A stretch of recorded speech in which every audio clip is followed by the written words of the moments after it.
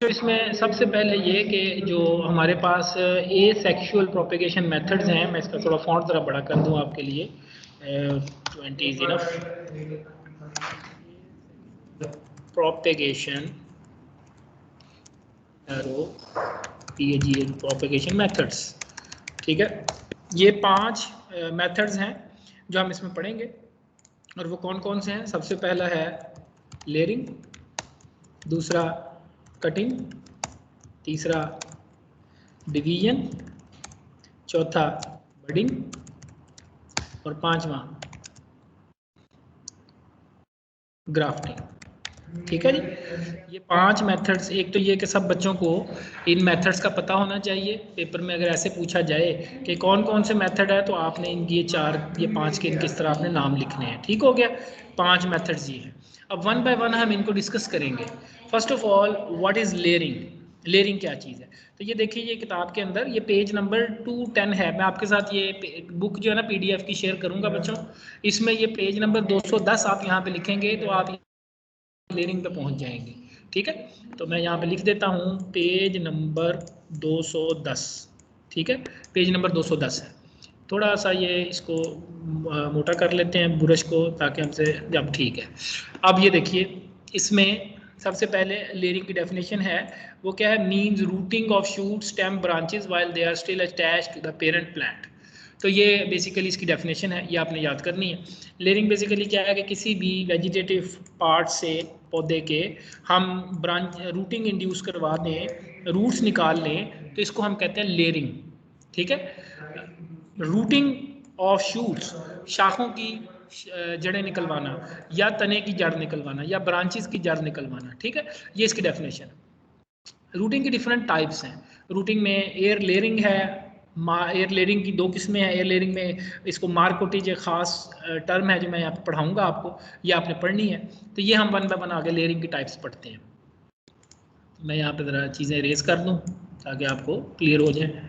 Late me share with you solid fill colour white.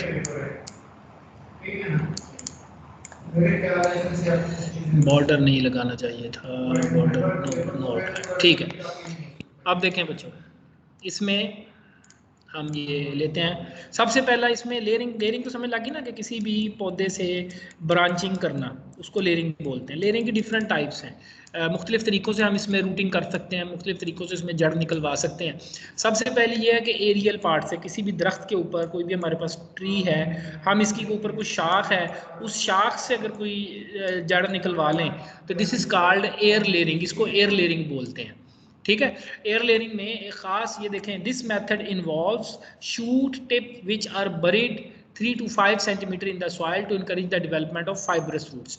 एक तो है general air layering. General air layering में वो कहता है कि हम क्या करते हैं, सिंपली जो हमारे पास पौधा होता है ज़मीन के ऊपर, ये फर्ज करें एक पौधा है, इसकी ऐसे शाखें निकली हुई हैं ज़मीन से, हम इसमें से किसी एक शाख को ज़मीन में ऐसे दबा देते हैं। ठीक है, जब ज़मीन में दबाएंगे तो जिस एरिया को हमने ज़मीन में दबाया है, यहाँ से जड़ें निकल आएंगी और ये एक नया पौधा बन जाएगा। ठीक है, इसको हम वैसे टिप लेयरिंग भी बोलते हैं, आगे जाके इसको डिटेल में पढ़ेंगे। नीचे जो है एक स्पेसिफिक टाइप है जिसको कहते हैं मार्कोटिज।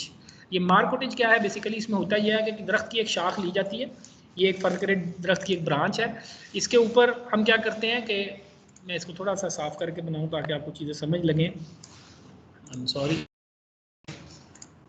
Late me clear that thing. Okay, मार्कोटिज में बेटा ये करते हैं कि दरख्त की जो शाख गुजर रही होती है ना, फर्ज करें ये एक ब्रांच है, इसके ऊपर हम इसको सबसे पहले यहाँ से ज़ख्मी करते हैं, इसको चाकू की मदद से टक लगाते हैं, कट लगाते हैं ताकि ये ज़रा ज़ख्मी हो। उसके बाद क्या करते हैं, हम एक पॉलीथीन शीट में या किसी भी चीज़ के अंदर हम मट्टी लेते हैं, थोड़ी सी मट्टी लेकर इसके ऊपर एक छोटी सी लिफाफे में इसको ऐसे बांध देते हैं मट्टी को। ये मैंने एक लिफाफा बांध दिया, इसको यहाँ से गिरा लगा दी लिफाफे को, और यहाँ पे भी इसको ऐसे लिफाफे को चारों तरफ लपेट के गिरा लगा दी। इसके अंदर मैंने मट्टी डाली हुई है। मट्टी जो है वो मैं यहाँ पे बना कर दिखा देता हूँ। ये फर्ज करें इसमें ये मट्टी है सारी हमारे पास। ठीक है, यहाँ पे सारी मट्टी पड़ी। अब इसमें क्या है, इसको कहते हैं गुट्टी। पंजाबी में या उर्दू में गुट्टी बांधना। गुट्टी आपको पता है ना, गुट्टी पंजाबी में कहते हैं वो जो एक छोटी सी थैली में आप पोटली सी बना लें, उसको पोटली को हम गुट्टी कह सकते हैं, तो इसको गुट्टी बांधना भी कहते हैं। It is common for vegetative propagation of गावा। ये आपने ऑब्जेक्टिव पॉइंट ऑफ व्यू से बेटा चीज़ें याद करनी है। गावा के अंदर बहुत ज़्यादा इस्तेमाल होता है मेथड, लीची के अंदर इस्तेमाल होता है, और जहाँ पर रेनफॉल बहुत ज़्यादा हो या ह्यूमिडिटी बहुत ज़्यादा हो उन इलाकों में ये बहुत ज़्यादा इस्तेमाल होता है। और ये फिर नीचे वही बातें जो मैंने भी बताई कि एक सबसे पहले एक राउंड इंसिजन, एक कट लगाते हैं छुरी की मदद से, एक ये तने के ऊपर, ये आपका तना था, इसके ऊपर छुरी रखी, इसके ऊपर ऐसे कट लगाया चारों तरफ, उसके बाद उस रिंग के ऊपर छोटे डायमीटर का, उसके ऊपर N ordinary cut is mature and healthy vigorously growth branches just below a node. अच्छा, यहाँ पर अब होता क्या है, मैं यहाँ पर कुछ चीज़ें और एक्सप्लेन कर दूँ आपकी आसानी के लिए ताकि आपको समझ लग जाए। इसमें सॉरी इसको हम वाइट कर लें ज़रा ताकि आपके लिए आसानी हो। इसमें बेटा होता है इसे कि हम जो शाख लेते हैं ना, उसके ऊपर बड्स होती हैं या नोड्स होती हैं, ये एक ब्रांच है, इसके ऊपर फर्ज करें यहाँ पर एक ग्रोइंग टिप है, यहाँ पर एक ग्रोइंग टिप है, जहाँ से शाखें निकल सकती हैं। तो जो ग्रोइंग टिप होती है उसके नीचे हम एक राउंड इंसिजन देते हैं, एक ऐसे छुरी की मदद से इसको कट करते हैं। ठीक है, इसको कट करने का पर्पस क्या है, इसको कट करने के दो तीन मकासद हैं। आप माइक्रोफोन ऑफ करें, इंशाल्लाह आ जाएगी। बाकी रिकॉर्डिंग भी ऑन है, अगर कोई प्रॉब्लम हुआ तो बाद में उसको समझ लीजिएगा। मैं अपनी तरफ से पूरी कोशिश कर रहा हूँ कि आपको चीज़ें समझ आ जाएं। ठीक है, तो इसमें बेटा ये जो राउंड इंसिजन है, ये जो नीचे देते हैं। हाँ आवाज जी, कट कट के आ रही है जनाब आप अपना माइक्रोफोन बंद करेंगे तो ही आवाज़ आएगी। स्पीड पहले स्लो है, इसीलिए ज़्यादा प्रॉब्लम आती है। जब आप स्पीड स्लो हो तो उस वक्त ऐसे मसाइल आते हैं। आप अपना माइक्रोफोन ऑफ करें काइंडली। बाज़ दफ़ा इंटरनेट का प्रॉब्लम आपकी तरफ होता है, सब बच्चों को आवाज़ ठीक नहीं आ रही होती, सिर्फ आपको प्रॉब्लम हो रहा होता है। तो ओके, तो इसमें बच्चों देखें, ये जो बड है ना, नोड है, इसके नीचे हमने राउंड कट लगाना है। राउंड कट लगा के उसके बाद when an ordinary cut is made, जब आम कट लगाते हैं, very small stone is pushed slightly into the cut to prevent the two sides from reuniting. कहता है जब ये हम इसके ऊपर कट लगाते हैं ना, ब्रांच के ऊपर, ये ऐसे शाख है, हम क्या करते हैं, इस तरह इसको काटते हैं एक साइड से थोड़ा सा, और एक छोटा सा पत्थर का टुकड़ा या कोई भी इनर्ट मैटर इसके अंदर यहाँ पर धकेल देते हैं, ताकि ये जख्म भरे ना, ये जख्म हरा रहे, ये हील ना हो सके।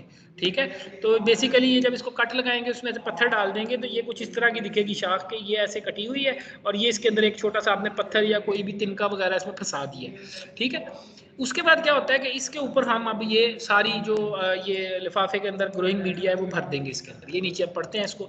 The cut is then covered with sphagnum moss, ये ग्रोइंग मीडिया है स्फेगनम मॉस, ये इस्तेमाल कर लें। आमतौर पे ये नहीं मिलता तो क्या होता है, मिक्सचर ऑफ सार डस्ट, ये जो रंदा वगैरह लगाते हैं ना लकड़ियों को, उससे जो बुरादा निकलता है उसको सार डस्ट बोलते हैं, वो लगा सकते हैं।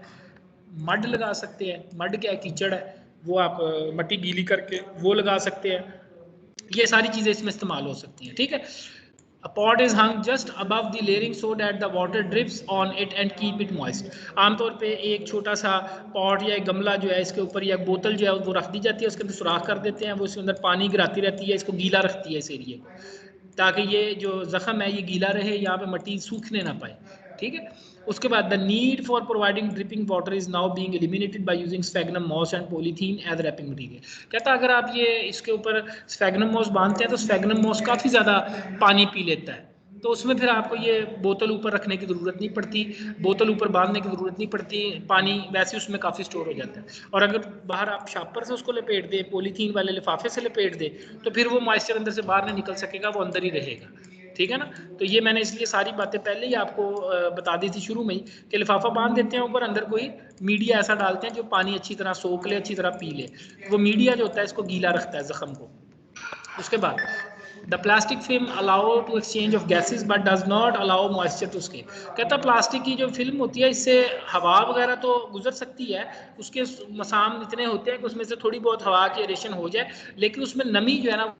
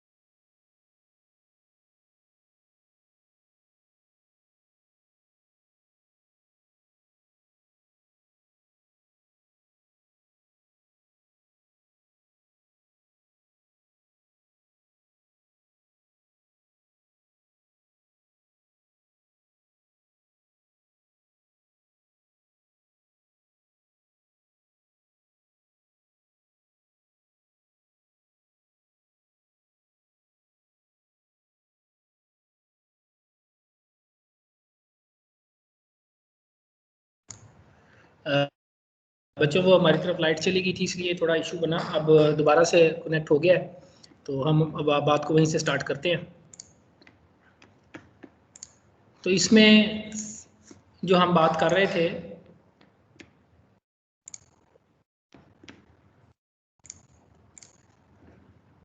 मेरी आवाज़ सबको आ रही है? काइंडली एक बच्चा मुझे जरा बता दे, मेरी आवाज़ आ रही है सबको? यस सर आ रही है। जी सर आ रही है। ठीक है बेटा, ठीक है, okay. And now the screen is visible also. ठीक है, स्क्रीन नज़र आ रही है। तो इसमें जो हम ये पढ़ रहे थे लेयरिंग, इसमें बता रहा था मैं, बिलाल अंदर फ्रिज बंद करके आना, फ्रिज बंद कर दे। इसमें बेटा ये जो प्लास्टिक फिल्म की बात की ना, the plastic film allows the exchange of gases but does not allow moisture to escape. इसमें ये प्लास्टिक फिल्म लगाने का मकसद ये है कि इसमें पानी अंदर मौजूद रहे, पानी इसमें से बाहर ना निकले, वाटर ना निकल सके, लेकिन जो गैसेस हैं एरेशन के लिए वो इसमें उसका आसानी से गुजारा उसमें से गुजर सकें। ठीक है, कार्बन डाइऑक्साइड और ऑक्सीजन जो है वो आसानी से इसमें से निकल सके, आ सके वगैरह वगैरह। तो ये नीचे जनरल नीचे फिर इसके ऊपर ये बांधने के लिए क्या चीज़ें इस्तेमाल होती हैं हमारे यहाँ पर लोकली, तो आम जो थ्रेड है, धागा वगैरह, वो इस्तेमाल करते हैं, या फिर rubber strips are use to tie the ends of polythene in closing the mouth, या फिर रबर की कुछ चीज़ें इस्तेमाल की जाती हैं। हमारे वैसे धागा वगैरह भी बांध देते हैं। The operation is done successfully preferably in spring. ये किस सीजन में किया जाता है? ये बाहर के मौसम में, स्प्रिंग सीजन में, और इन द रेनी सीजन, जब ये बरसात का मौसम होता है ना, जब बारिशें वगैरह हो और मौसम में नमी हो, उस वक्त ये टेक्निक बड़ी इफेक्टिव होती है और ज़ख़म सूखने नहीं देती और वहाँ से जड़ें निकल आती हैं। Since the films are transparent, ये जो शाप लिफाफा हम इसके ऊपर बांधते हैं ये ट्रांसपेरेंट होता है और इसमें से नजर आता है, तो इसीलिए the initiation and development of roots within the wrap can be seen without disturbing the layering. जब इसमें जड़ वगैरह निकलेगी ना तो इसके अंदर फिर हमें हेयर्स नजर आने शुरू हो जाएंगे, बाल नजर आने शुरू हो जाएंगे येलो कलर के, वाइट कलर के। तो वो जो उसके ऊपर हमने ये स्फेगनम मॉस या कोई भी मड वगैरह बांधी है उसमें अगर ऐसे हेयर्स नजर आने लग जाए, हेयर ग्रोथ नजर आने लग जाए, इट मीन्स कि now the layering process is complete और अब हम इसके ऊपर से ये लिफाफा वगैरह उतार सकते हैं। तो उसने कहा कितनी टाइम लगता है इसको, sufficient roots develop within 3 to 4 months, तकरीबन 3 से 4 हफ्तों के अंदर जो है ना, ये 1 महीना कह लें आप, उसके अंदर अंदर ये जो है ना ये प्रोसेस कंप्लीट हो जाता है। And the layers are carefully detach from parent plant and the wraps are removed. जब ये ऐसे तैयार हो जाए, इसमें जड़ यहाँ से बन गई है, तो ये आगे इसके पत्ते छत्ते भी निकले हुए हैं और ये पीछे से दरख्त के साथ भी शाख जुड़ी हुई थी, तो हम क्या करते हैं कैंची की मदद से इसको यहाँ से कट कर देते हैं। हम कैंची या चाकू की मदद से इस शाख को यहाँ से कट करते हैं और ये जड़ वाला जो हिस्सा है इसको हम ज़मीन के अंदर दबा देंगे।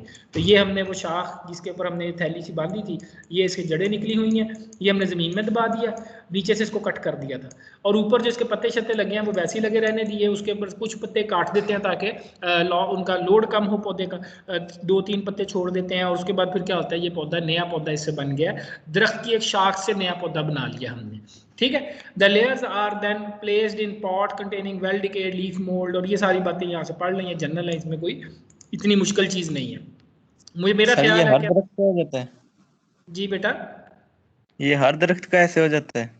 नहीं, मैंने ऊपर अभी आपको बताया है कि ये ज़्यादा गावा में, अमरूद में और लीची में ज़्यादा कमर्शियली इस्तेमाल होता है ये मेथड। कुछ और प्लांट्स में भी होता है लेकिन हर में नहीं होता, हर पौधे में ये खसूसियत नहीं है। कुछ पौधे ज़्यादा अच्छा रिस्पॉन्स करते हैं, कुछ पौधे कम करते हैं। हॉर्टिकल्चरल प्लांट्स में, फ्रूट प्लांट्स में अमरूद बहुत अच्छी एग्जांपल है, अमरूद में ये मेथड बड़ा सक्सेसफुल है। बरसात के मौसम में या बाहर के मौसम में आप इस तरह अगर उसके ऊपर एक ये गुट्टी बांध दें तो उससे ये ऐसे लेयरिंग हो सकती है। ठीक है, तो ये क्लियर हो गया। आगे अब आ जाएं दूसरे मेथड पर। लेयरिंग में हमने एयर लेयरिंग पढ़ लिया। कोई और किसी किस्म की कंफ्यूजन है किसी बच्चे को पूछ सकता है, अदरवाइज मैं इसको मिटा के नई लेयरिंग की टाइप यहाँ पे बताने लगा हूँ। That is ground layering. अब वो टेक्निक्स वही हैं जो सारी मैंने बताई हैं, मैं एक बार और भी बाद में बताऊंगा ये लेयरिंग खत्म करके। लेयरिंग की बेसिक्स जो है ना वो मैं बताना भूल गया था, मैं अब बताता हूँ थोड़ी देर तक। ग्राउंड लेयरिंग क्या है? ग्राउंड लेयरिंग में क्या है कि ज़मीन में दबाएंगे। एयर लेयरिंग एक्चुअली होती क्या है, मैं सॉरी एक चीज़ बताना भूल गया, वो मैं एयर लेयरिंग में क्लियर कर दूँ आपको, अगर मैं यहाँ पे कर सकता हूँ। यस, एयर लेयरिंग में बच्चों जो सबसे इंटरेस्टिंग चीज़ है वो ये है कि एयर लेयरिंग में होता ऐसे है कि लेट मी शो यू, ये नाम से ज़ाहिर है कि हवा के अंदर लेयरिंग होगी। तो आमतौर पे आप देखेंगे कि दरख्त वहीं पे लगा हुआ है, ज़मीन से ऊंचा है और इसके ऊपर आपको छोटी छोटी थैलियां बंधी हुई नजर आएंगी, जगह जगह पर शाख के ऊपर ऐसे थैलियों के अंदर शाखें बंधी होंगी। This is a characteristic symptom, characteristic कह लें कि उसकी करेक्टरिस्टिक्स है कि जनाब यहाँ पे एयर लेयरिंग हुई हुई है, पता चल जाता है, इसको पहचानने के लिए आसान है कि यहाँ इस दरख्त की एयर लेयरिंग हुई हुई है। ठीक है, अब जो अगली टाइप हम पढ़ेंगे that is called ground layering. Ground layering में चीज़ें थोड़ी सी डिफरेंट है। ग्राउंड लेयरिंग में क्या होगा, ज़मीन के ऊपर हम लेयरिंग करेंगे। उसमें क्या होता है कि पौधा ऐसे ज़मीन के ऊपर लगा हुआ है, ये फर्ज करें कोई झाड़ीनुमा पौधा है, इसकी मल्टीपल ब्रांचेज यहाँ से निकल रही हैं ज़मीन से। ठीक है, और छोटा पौधा है, फ्लेक्सिबल ब्रांचेज हैं, इसकी शाखें मुड़ सकती हैं आसानी से। तो हम क्या करते हैं, एक शाख को पकड़ते हैं, ऐसे पकड़ के ज़मीन में ऐसे दबा देते हैं, ज़मीन में दबा के ज़मीन से उसकी जो टिप होती है इसको बाहर निकाल लेते हैं। ठीक है, यहाँ से पढ़ता हूँ मैं, वन बाय वन आपको बताता हूँ। इंस्टेड ऑफ रैपिंग, कहता है लपेटने की बजाय किसी चीज़ को, द रिज्ड और notched portion is buried in the ground. सबसे पहले वही वाला काम किया जो वहां पे किया। मैं इसको अगर जूम करूं इस चीज को तो मैं आपको ऐसे दिखा सकता हूं कि ये ब्रांच थी ऐसे जमीन के अंदर गई हुई, इसके अंदर नीचे हमने पहले एक टक लगाया था छोटा सा चाकू की मदद से, टक लगा के उसमें हमने छोटा सा एक पत्थर का टुकड़ा फंसाया हुआ है और इसको फिर सारे के सारे को हमने जमीन के अंदर ऐसे बरी कर दिया, दबा दिया। ठीक है, अंधेरे में पानी इसको देंगे, वाटर वगैरह प्रोवाइड करेंगे, इसको ज़मीन को गीला रखेंगे, तो अंधेरे में यहाँ से खुद ब खुद जो है वो रूट्स बननी शुरू हो जाएंगी। तो ये इसकी मेन थीम थी ग्राउंड लेयरिंग की। इसमें वो कहता है ये सॉइल में भी हो सकती है, गमलों में भी हो सकती है, गमलों में दबा दें इस तरह। अच्छा, the shoots is kept in position by tying it with a peg और by putting a weight on the surface of the soil. कहता है ये शाख को हिलने नहीं देना जमीन में दबी हुई को, ये ना हो कि हवा चले और पौधे की शाख निकल जाए, नहीं। उसके लिए फिर क्या होता है कि आमतौर पर यहाँ पे एक छोटी सी सोटी बांध के उसके साथ इसको बांध दे अच्छी तरह, या फिर किसी वजन वगैरह की मदद से यहाँ पे कोई आपने वजन डाल दिया इसके शाख के कि जमीन के साथ यहाँ पे लगी रहे, हिले ना अपनी जगह से।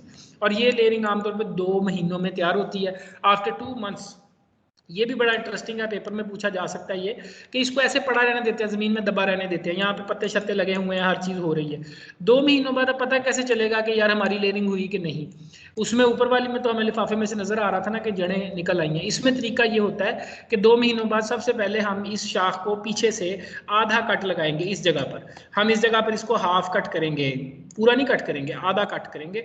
अगर इसको हाफ कट करने पर आगे वाले पत्ते जो यहाँ पे निकले हुए हैं, ये वाले यहाँ पर, ये लेट मी सी, ये पत्ते क्यों नहीं ऐसे हो रहे, अब देखिएगा ये ग्रीन लीफ जो यहाँ पे निकले हुए हैं, अगर ये विल्ट नहीं करते, मुरझाते नहीं है, तो ये इस चीज़ की अलामत है कि जो पौधा, ये जो पत्ते खुराक ले रहे हैं, ये ज़मीन से खुद निकाल रहे हैं और ये एक्चुअली इस ब्रांच के ज़रिए नहीं आ रही।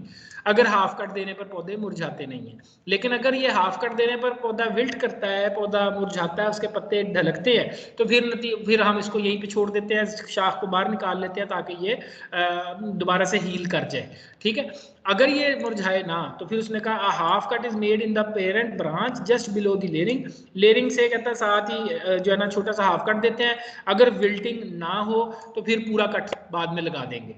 ठीक हो गया, और ये नए पौधे के तौर पे बन जाएगा। जब आप हाफ कट दिया, और हाफ कट देने के बाद आमतौर पे 1 हफ्ता, यहाँ पे नहीं लिखा, मैं लिखवा रहा हूँ कि ऑलमोस्ट 7 डेज के लिए उसको इंस्पेक्ट करें, 7 दिन तक देखें। अगर वो विल्ट नहीं करता आगे पौधा, तो फिर इसको पूरा कट दे दें और ये ब्रांच यहाँ से कट जाएगी, तो ये जो एक नया पौधा आपके पास यहाँ पर एक बन जाएगा। ये वाला मैं भी आपको इधर अगर दिखा सकूँ, सॉरी किधर गया ब्रश, ये रहा, दिस वन, ये हमारा ये हिस्सा है, ये नया पौधा बन जाएगा। ये जो शाख यहाँ से हम कट करेंगे, हाफ कट देकर ये पूरा काट देंगे, ये जाया है, बेशक इसको पूरा काट के जमीन में बरी कर दें, ये हिस्सा जो है ये हमारा पूरा नया पौधा बन गया। This is called ground layering. ठीक हो गया, ग्राउंड लेयरिंग भी क्लियर होगी सब बच्चों को। उसके बाद आ जाए नेक्स्ट टाइप के ऊपर जो हम करते हैं, and that one is called, उसका नाम है सर्पेंटाइन लेयरिंग। सर्पेंटाइन कहते हैं बल खाती हुई।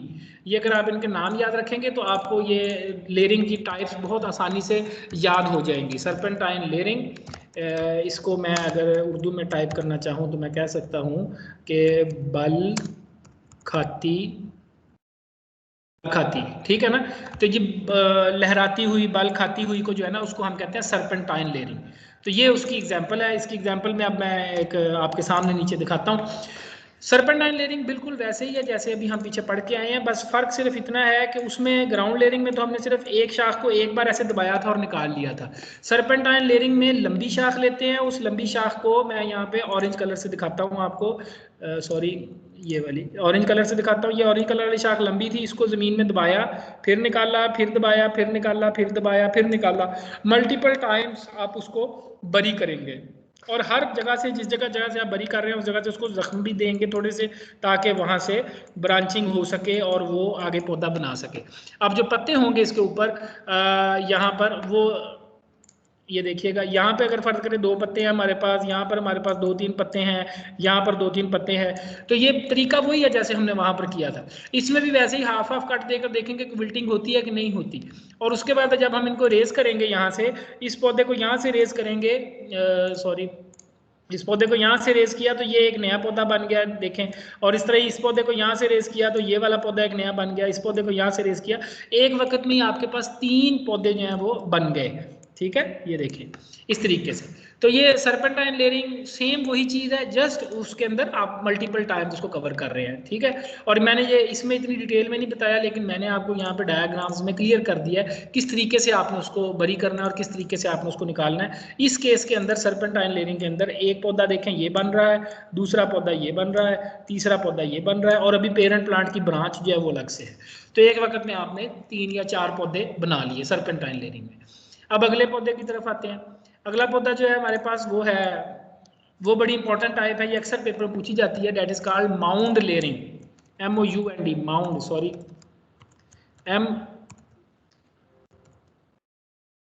Type it, mound layering.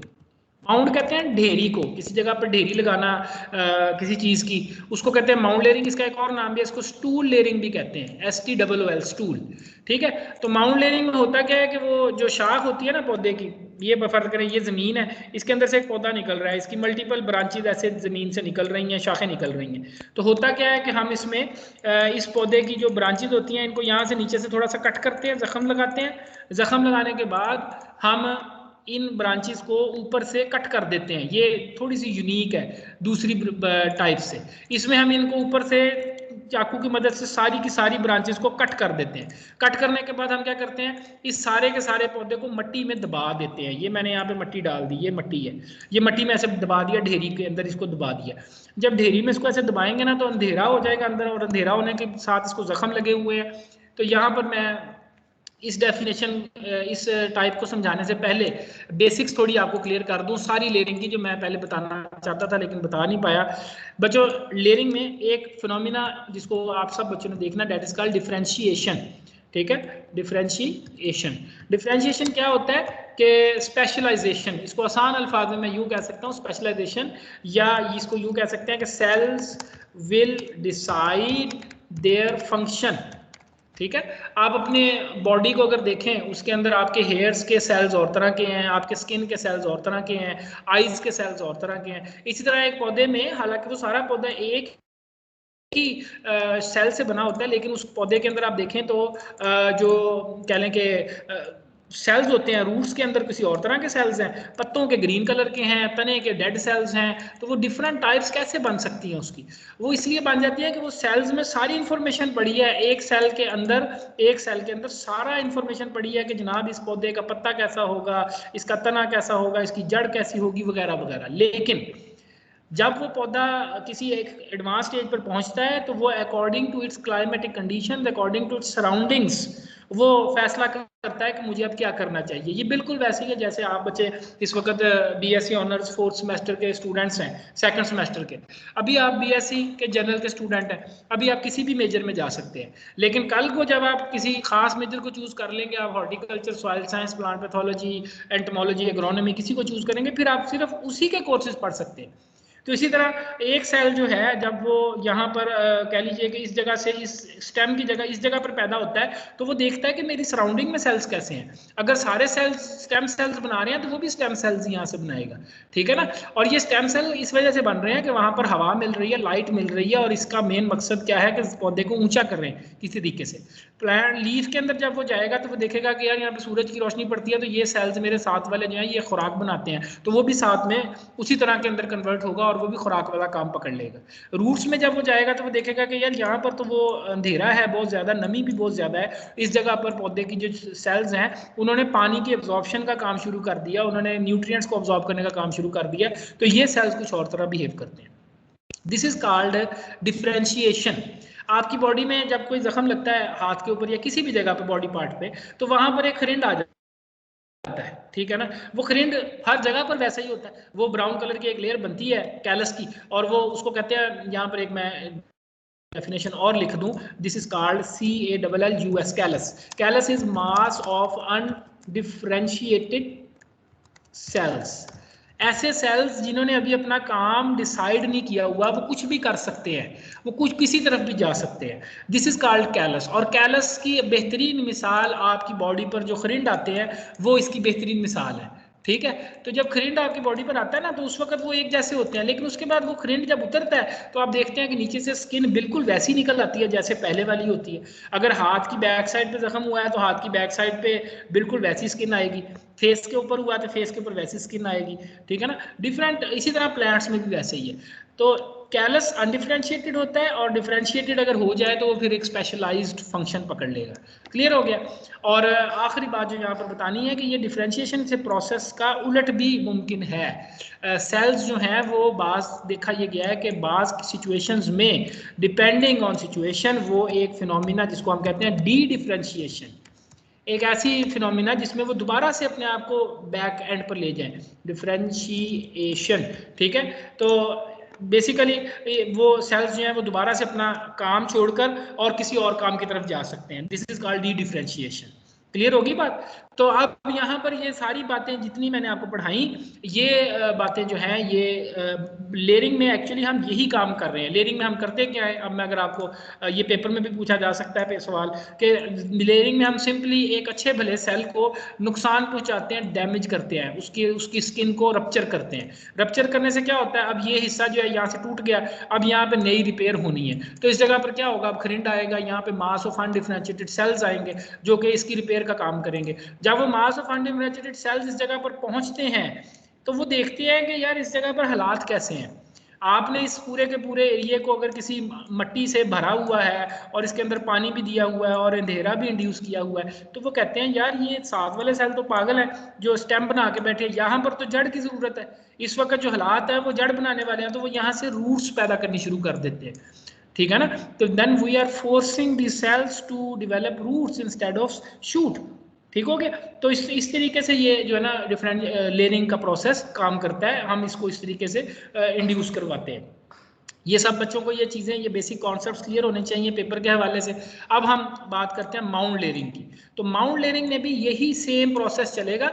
Mount layering में एक इजाफी चीज़ जो यहाँ पे बतानी है वो है इटियोलेशन। इटियोलेशन क्या चीज़ है? इटियोलेशन है कि elongation of plant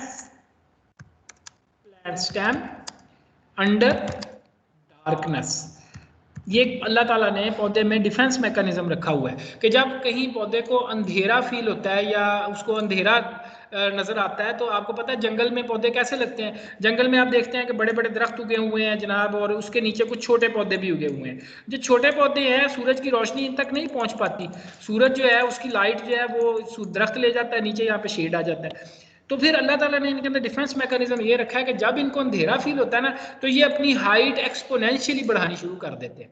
they will try to become as long as possible, और जब ये इनको सूरज की रोशनी मिलेगी तो फिर से ये नॉर्मल ग्रोथ स्टार्ट करेंगे। And this is called etiolation. ये आपके अगर आप कभी कहीं घर में किसी ने कोई सब्जी लगाई हो किचन गार्डनिंग की, तो वो भी अगर ये काम करे उसमें भी आपको ये नजर आएगा कि पौधे अगर लंबे हो रहे हैं हद से ज़्यादा, उसकी बड़ी वजह होगी लाइट डेफिशिएंसी, अंधेरे की वजह से वो लंबे हो रहे हैं। तो ये दोनों फिनोमिना हम इस्तेमाल करते हुए जो है ना माउंट लेयरिंग करते हैं। अब मैं mount layering one by one आपके सामने प्रेजेंट करता हूँ।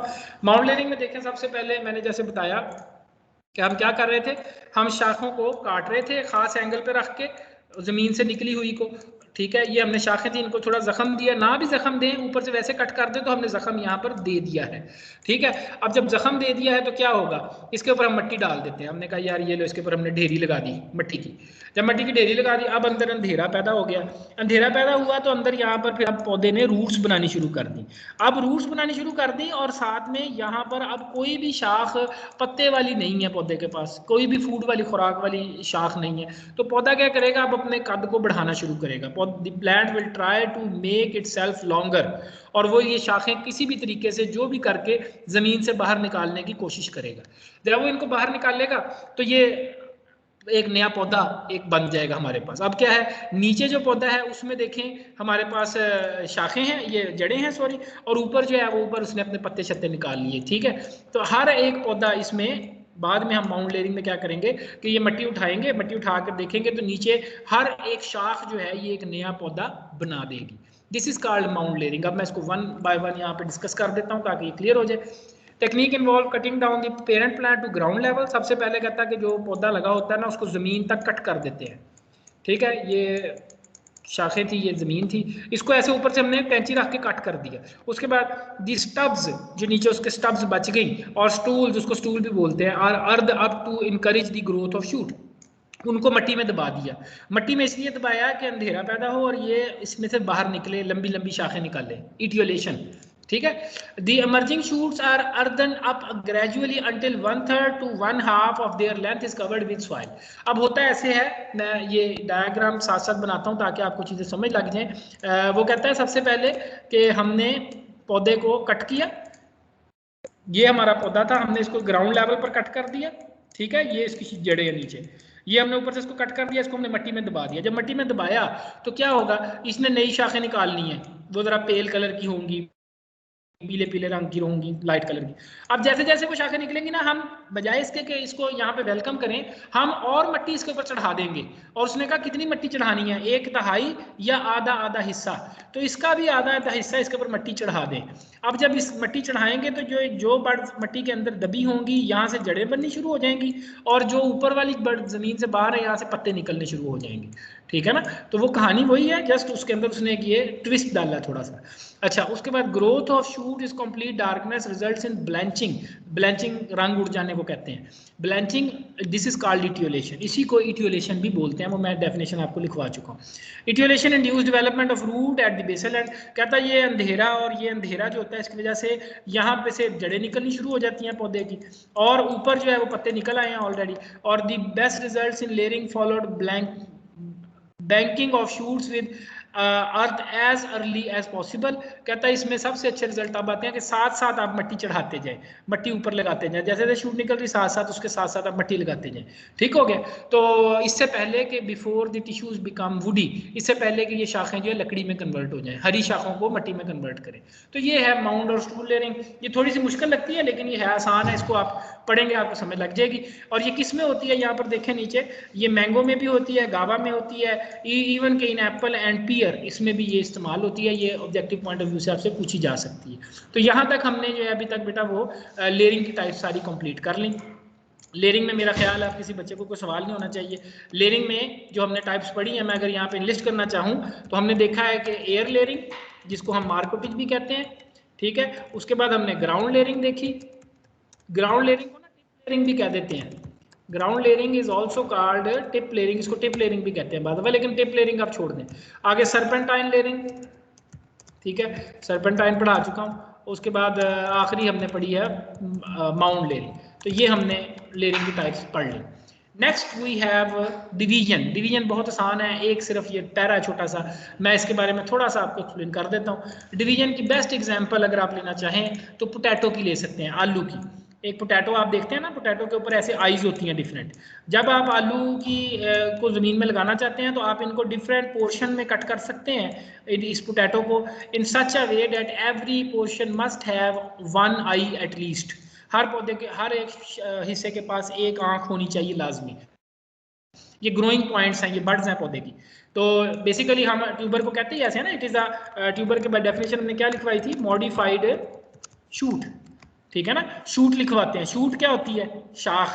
तो शूट के ऊपर जो होता है वो बर्ड्स भी होती है, तो ये बर्ड्स भी नजर आ रही हैं। तो जब इनको ऐसे टुकड़ों में काट के जमीन में लगाते हैं तो हर टुकड़ा जो है वो एक नया पौधा दे देता है। यहाँ पे ये उसकी डेफिनेशन लिखी है, ये आप यहाँ से पढ़ लीजिएगा, इतनी मुश्किल नहीं, आसान है। क्लियर हो गया। इसी की वो दूसरी एग्जाम्पल शुगर केन की आ सकती है, गन्ने की, लेकिन वो हॉर्टिकल्चर में नहीं आती, इसलिए मैं उसको छोड़ रहा हूँ। उसके बाद बच्चों अगली चीज जो है, ये इसमें इतना ज्यादा नहीं आपने पढ़नी डिटेल्स। नेक्स्ट जो है वो है हमारे पास, लेट्स सी, इसको हम रेज कर देते हैं यहाँ से। नेक्स्ट है कटिंग्स, शाखें लगाना। अब यहाँ पे ना कुछ बच्चे इसको कंफ्यूज कर देते हैं, वो कहते हैं सर कटिंग में भी तो हम कट करके लगाते हैं, तो what is the difference between division and cutting, ठीक है ना। आप डिवीजन में भी कह रहे हैं कि सर कट करके लगाना है, तो कटिंग में भी तो कट करके लगाना है। फर्क ये है कि कटिंग में जो है ना वो शाख कट करनी है या रूट कट करनी है। डिवीजन में उसका कोई वेजिटेटिव पार्ट हम इस्तेमाल कर रहे हैं, इसकी बेस्ट एग्जांपल है उसका फ्रूट इस्तेमाल कर रहे हैं, ठीक है ना। इसमें कोई वेजिटेटिव पार्ट इस्तेमाल किया जाता है डिवीजन के केस में, और ख़ास तौर पे डैट इज़ दी फ्रूट। इसमें जो होता है आमतौर पे इसकी best example that is bulbs, tubers, rhizomes, ये इसकी एग्जांपल में आते हैं डिवीजन की। इनको हम डिवीजन में डालते हैं, अंडरग्राउंड लगते हैं ज़मीन के अंदर। और ये सारे के सारे एक और कैटेगरी इसके अंदर हम ये भी इसके अंदर पहचान कर सकते हैं डिवीजन में, कि डिवीजन में जो हम पार्ट को बरी करते हैं वी विल बरी इट कम्प्लीटली, इसको पूरी तरह ज़मीन में दबा देते हैं, ठीक है ना। और इसी से फिर पूरे का पूरा पौधा निकलेगा, बरी इट कम्प्लीटली। एंड देन उसके बाद जो है इसमें से whole plant will emerge out of that cut portion, उससे पूरे का पूरा पौधा निकल आएगा। These are the characteristic features of division, जो डिवीजन के अंदर आप इसको आइडेंटिफाई कर सकते हैं और इस तरीके से इसको कैटेगराइज कर सकते हैं कि यार ये हैं जो डिवीजन की कैरेक्टरिस्टिक फीचर्स हैं, 1 2 3 और ये 4। ठीक हो गया। कटिंग में क्या होता है, कटिंग में आप कोई शाख लगाते हैं, ठीक है। कटिंग में दो किस्में बेसिकली तीन होती हैं, कटिंग्स तीन तरह की होती हैं बच्चों। एक होती है शाख लगानी, उसको शूट कटिंग बोलते हैं, ठीक है। स्टेम कटिंग भी बोल देते हैं, सबसे आसान वर्ड वैसे स्टेम कटिंग है। एक है कि रूट कटिंग, आप जड़ को काट के लगाते हैं, जड़ भी लग जाती है। और एक स्पेशल केस है जिसमें पत्ता भी काट के लगाएं तो पत्ता भी लग जाता है, लीफ कटिंग। कुछ प्लांट्स में पत्तों से भी प्रोपेगेशन हो जाती है। तो ये कटिंग की तीन किस्में हैं। ठीक हो गया। तो यहाँ से मैं वन बाय वन आपको दिखा देता हूँ, ये आपने पढ़नी है। इसमें ये ऑब्जेक्टिव पॉइंट ऑफ व्यू से बहुत अहम है। इसमें ये जो खास तौर पे ये टर्म्स है ना कि cutting should be only taken from strong healthy plants, इसकी कौन कौन सी किस किस पौधों से कटिंग होती है। अंगूर की शाखें लगाई जाती हैं, स्वीट लाइम की, लेमन की, लाइम्स की, रोज की, गुलाब में बहुत इंपॉर्टेंट है। ये कमर्शियली प्रोपेगेट होते हैं कटिंग्स के थ्रू। ये आपने इसकी एग्जाम्पल में लिख लेना। Now we have root cuttings. तो रूट कटिंग में क्या है, to prepare root cutting the roots are cut into pieces, कितने लंबे पीस करने चाहिए ये पढ़ लें। और इनको जमीन में जड़ के टुकड़ों को जो है ना वो कट करके जमीन में ऐसे लंबे रुख पे ऐसे बिछा के जमीन के अंदर दबा देते हैं। ये जमीन है उसके अंदर ऐसे दबा दिया, ठीक है। तो वो हॉरिजॉन्टली उनको प्लेस करना है इन वेल प्रिपेयर्ड बेड्स और पॉट्स। उसके बाद जनाब उनसे निकल आती हैं। इसकी बेस्ट एग्जांपल में उसने कहा अमरूद की जड़ की कटिंग लग सकती है, सेब की लग सकती है, पियर की, चेरी की, परसिमन जापानी फल को कहते हैं, परसिमन की लग सकती है। और दी मेथड इज, लेकिन कहता है पाकिस्तान में आमतौर पे ना आपको ये बहुत कम मेथड मिलेगा, हमारे मुल्क में तो ज़्यादा पॉपुलर नहीं है। उसकी बड़ी वजह है कि हमारे पास शूट कटिंग का रिजल्ट इतना अच्छा है तो हमें रूट कटिंग की तरफ जाना नहीं पड़ता, ठीक है ना। तो आगे आ जाए स्टेम कटिंग या शूट कटिंग। स्टेम कटिंग में तीन तरह की शूट कटिंग होती है बच्चों। एक होती है बिल्कुल नरम हरे रंग की शाख, उसको कहते हैं सॉफ्ट वुड, बिल्कुल नरम शाख हरे रंग की। एक है बिल्कुल लकड़ी की शाख हार्ड वुड, एक है सेमी हार्ड वुड, ठीक है। तीसरी टाइप जो है मैं यहाँ पर टाइप कर देता हूँ, लिखना मुश्किल है, semi hard would. Soft wood, hard would and semi hard would, ये तीन इसमें आपने यहाँ से पढ़नी है। ये मैं थोड़ी थोड़ी आपको बता भी देता हूँ। सॉफ्ट वुड कटिंग्स क्या है, बिल्कुल सॉफ्ट कलर की है, एज द नेम सजेस्ट। इसमें क्या है, the stem is still soft and succulent. Succulent means कि उसमें वाटर कंटेंट बहुत ज़्यादा है और उसमें पानी है। ये आमतौर पे बाहर के मौसम में लगती हैं या गर्मियों के स्टार्ट में लगती हैं। And generally consist of terminal portions of the shoot. आमतौर पे दरख्त की जो कूंपले होती हैं ना ऊपर, जो बिल्कुल ग्रोइंग टिप्स हैं, वो लगाई जाती हैं। समटाइम्स बाज़ दफ़ा मिडल भी लगती हैं, बाज़ दफ़ा जो है वो जो है वो इसमें भी किसकी लग सकती हैं, उसने कहा गावा की लग सकती हैं, टर्मिनल शूट्स। ये बहुत आसानी से कहता कि नमी वाला मौसम हो तो अमरूद की शाखें बहुत आसानी से जड़ें निकाल लेती हैं। ये एक इसमें एग्जाम्पल है। पहले तो मैं यहाँ पर बच्चों आपको ये बता दूं कि शाख ये कटिंग्स लगती कैसे हैं। कटिंग में हम कोई भी पीस ऑफ ब्रांच लेंगे which will have at least 2 to 3 buds, इसके ऊपर 2 से 3 बड्स मौजूद हों, ठीक है। उसके बाद हम क्या करेंगे, इसको जमीन में ऐसे बरी करेंगे कि at least 1 bud is inside the soil, ठीक है। जमीन के अंदर एक बड हो जाए ताकि इससे जड़ वगैरह निकल सके। बाद दफ़ा 2 जमीन में दबा देते हैं, बाद दफ़ा 1 जमीन में दबाते हैं और फिर इससे शायद जड़ें बन जाएंगी नीचे अंधेरे की वजह से। वो डिफरेंशिएशन का प्रोसेस यहाँ पर भी काम कर रहा है और ऊपर जो बड्स होंगी इससे आगे पत्ते शत्ते निकलने शुरू हो जाएंगे, ठीक है ना। तो इस तरीके से ये पूरे का पूरा पौधा बनाएगी। अच्छा, अब इसमें हार्डवुड कटिंग की एग्जांपल आ गई। हार्डवुड भी आपने यहाँ से पढ़नी है, ऑब्जेक्टिव पॉइंट ऑफ व्यू से बहुत अहम है। मैं आप इसके ऊपर वक्त ज़ाया नहीं करना चाह रहा, आप पढ़ लीजिएगा इसको। आई होप ये आसान, ये इतनी मुश्किल नहीं है। सेमी हार्डवुड का जिक्र भी इसी के अंदर ही है थोड़ा बहुत। अगर नहीं मिलती तो कोई बात नहीं, इतना कोई इशू नहीं है। सेमी हार्डवुड बेशक ना भी करें, ये हार्डवुड तक आप कर लें। क्लियर हो गया। प्लांट ग्रोथ रेगुलेटर की एक उसने यहाँ पे बात की है छोटी सी, जो मैं यहाँ पे आपको बता दूं। कटिंग्स में ना ये शाखों से जड़ों को बढ़ाने के लिए कि यार ये हमारी शाख है, ये मैंने कट किया है। कटिंग की बेस्ट एग्जांपल आप ले सकते हैं, जैसे वो मिसवाक नहीं हम करते, तो मिसवाक की तरह की कटिंग्स होती हैं, आमतौर पे शाखें होती हैं। तो इनमें जड़ को बढ़ाने के लिए, रूटिंग बढ़ाने के लिए ना इसको किसी केमिकल से ट्रीट करते हैं ताकि इसकी जड़ बन सके, नीचे से जमीन अच्छा आसानी से जड़ बन जाए।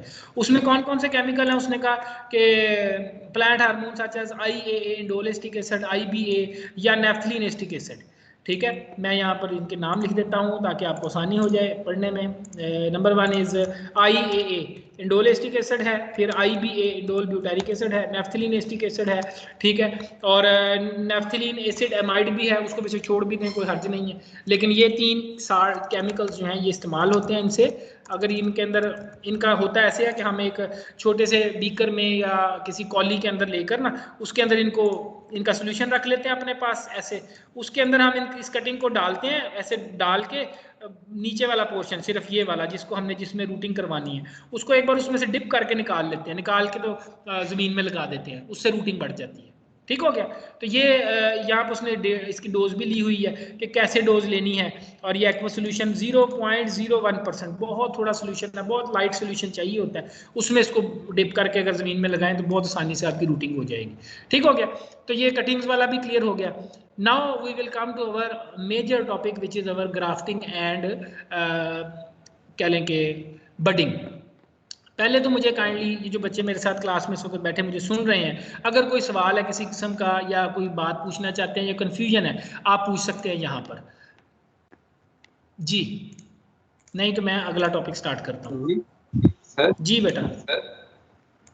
सर जी जो लेयरिंग होती है सारे प्लांट के अलावा, जी जी, तो ये झाड़ियों में ही होती है? नहीं, जो तो है ना बेटा एयर लेयरिंग तो दरख्तों पे होती है जिनके शाखें ज़मीन तक नहीं आ सकती। मैंने शुरू में ये बात की थी कि एयर लेयरिंग दरख्तों में होगी जो हवा में, उसी में उसका नाम ही एयर लेयरिंग रखा है कि हवा में है। बाकी ग्राउंड लेयरिंग, सरपेंटाइन लेयरिंग, जो ये लेयरिंग है ये ज़मीन में, ये झाड़ियों में हो सकती हैं। आप इवन के ये मैं आपको एक यहाँ पे डायग्राम के साथ समझाता हूँ, इवन के इन सर्टन केसेस एक ट्री की शाख है, ये वाली शाख है, इससे मैं ब्रांचिंग करवाना चाहता हूँ, बाज़ दफ़ा इसके साथ ऐसे गमला बांध के और इसके अंदर इसको बरी करके इसके अंदर से ऐसे गुजार के इसके अंदर भी रूटिंग करवाई जा सकती है। Now this is not air layering, now this becomes ground layering, एक तरीके से कि आपने गमला इस्तेमाल किया, उसमें आपने मट्टी शट्टी डाल दी है, ठीक है ना। तो हो सकता है काम करने को क्या है, जो मर्जी कर लें, लेकिन बेसिक कॉन्सेप्ट वही है। Okay, now we will move to our next topic which is called budding versus grafting. सबसे पहले तो बच्चों इसकी डेफिनेशन कि बडिंग और ग्राफ्टिंग में फ़र्क क्या है। तो बडिंग में आमतौर पे सिंगल बड इस्तेमाल करते हैं, एक बड लेंगे पौधे से। ग्राफ्टिंग में पीस ऑफ शूट लेंगे कंटेनिंग एटलीस्ट 2 और मोर देन 2 बड्स। तो बेसिकली बडिंग में मैं अगर यहाँ पे डायग्राम में कोशिश करता हूँ बनाने की इसकी, कि अगर एक ये हमारे पास ब्रांच थी फर्ज करें किसी दरख्त की, इसके ऊपर ये एक बड लगी हुई है यहाँ पर, तो बड इन केस ऑफ बडिंग हम क्या करते हैं, हम यहाँ से चाकू की मदद से, ये मैं इस ग्रे कलर से बनाता हूँ, चाकू की मदद से इसको ऐसे कट करते हैं and then we will take this portion, ये छोटा सा एक पोर्शन जो है हमारे पास जिसके ऊपर ऐसे बड लगी हुई है, we will use this as a scion. और ये मैं क्लास में बता चुका हूँ कि साइन क्या होता है, साइन स्टॉक क्या होता है और रूट स्टॉक क्या होता है। तो साइन ये हो गया जो पोर्शन लिया, और जिस पौधे से लिया उसको साइन स्टॉक बोलते हैं, ठीक है, SS, this is sine stock, और जिस पौधे पे लगाएंगे उसको रूट स्टॉक बोलेंगे। अच्छा, इन केस ऑफ ग्राफ्टिंग में क्या होगा कि हम पूरी की पूरी शाख और इसके ऊपर और भी बर्ड्स होंगी, ये एक बर्ड यहाँ पे निकली हुई है, एक बर्ड यहाँ पे निकली हुई है, तो हम क्या करते हैं इन केस ऑफ ग्राफ्टिंग हम इसको नीचे से कट करते हैं इस जगह से, और ये पूरी की पूरी शाख को ही हम ले जाते हैं इस जगह पर। हम कहते हैं यार ये जो है ना ये पूरी की पूरी शाख ही हमें दे दो, इसको ही हम पूरे के पूरे को लगा देते हैं, दिस इज कॉल्ड ग्राफ्टिंग। ठीक है, अब इन दोनों का फायदे नुकसान क्या है मैं थोड़ा सा यहाँ पे बता दूं। वैसे ये लिखा हुआ है, मैं ये समरी के तौर पे बता रहा हूँ, आपने इसको पढ़ना है, मैं आपको मोटा मोटा यहाँ से बता रहा हूँ। देखिए इसमें बडिंग में क्या फायदा है आपको, बडिंग में एक पौधे से बहुत सारी बर्ड्स निकाली जा सकती हैं, ठीक है ना, एक शाख के ऊपर ही काफी सारी बर्ड्स होती हैं, तो इसमें रैपिड मल्टीप्लिकेशन इसमें आपके लिए बहुत आसान है। फॉर एग्जांपल मैं कहता हूँ यार मेरे पास एक पौधा है जो मुझे कहीं से तोहफे के तौर पे मिला था और वो मुरझा रहा है, वो मर रहा है, उसकी 2-3 सिर्फ शाखें रह गई हैं, कुछ किया जाए, कुछ कहा जाए ताकि वो बच जाए। तो अब क्या है, उस पौधे के हम अगर देखते हैं जाके यार इसके ऊपर शाखें सिर्फ 3 हैं और इन 3 शाखों के ऊपर बर्ड्स ढूंढते हैं, यार बर्ड्स तो इसके ऊपर हर एक के ऊपर चलो 3-3 बर्ड्स मौजूद है, तो अब इस केस में उम्मीद ज़्यादा है। आप कहते हैं यार इसमें से मैं चलो कोई 1-2 बर्ड्स लेकर और नए पौधे बनाने की कोशिश करता हूँ, ठीक है ना। इन केस ऑफ बडिंग यहाँ से 1 2 3 4 5 6 7 पौधे बन सकते हैं बडिंग के लिहाज से, जबकि ग्राफ्टिंग के लिहाज से सिर्फ 3 पौधे बन सकते हैं, क्योंकि हमने पूरी पूरी शाख लगानी है। ठीक है ना। तो ग्राफ्टिंग में ये प्रॉब्लम आ जाती है। दूसरे नंबर पर बर्ड को हैंडल करना आसान है। बर्ड को, छोटी सी बर्ड उठानी, उसको लगाना, ऑल्दो वैसे मुश्किल काम है हाथ में पकड़ना, लेकिन वो कैरी करनी आसान है ना। आप को कहता हूँ यार इस बाग से आप बर्ड्स कलेक्ट करें, अगले बाग में जाकर ये बर्ड्स को लगाएं, तो आप पूरे की पूरी लकड़ियों का गट्ठा उठा के लेकर जाना बेहतर समझते हैं कि या आप चंद एक बर्ड्स जो हैं वो लिफाफे में डालकर या किसी मॉइस्ट कंडीशन में रख के वो लेकर जाना बेहतर समझते हैं। डेफिनेटली आप बर्ड्स को प्रेफर करेंगे। तो बर्ड्स को हैंडल करना आसान है, ऑल तो ऐसे लिफाफे में कभी भी नहीं डालते बर्ड्स को, मैं ये भी क्लियर कर दूं। बर्ड्स जो है बहुत केयरफुली उसको हैंडल करना पड़ता है, बर्ड्स बहुत आसानी से डैमेज हो जाती है, बहुत सेंसिटिव होती है। अच्छा, फिर अब इसके नुकसान की बात कर लेते हैं। बर्ड के फायदे तो मैंने बता दिए, नुकसान क्या है? नुकसान ये है कि मैं नुकसानात की बात करूँ, ध्यान से सुन लेना बात को।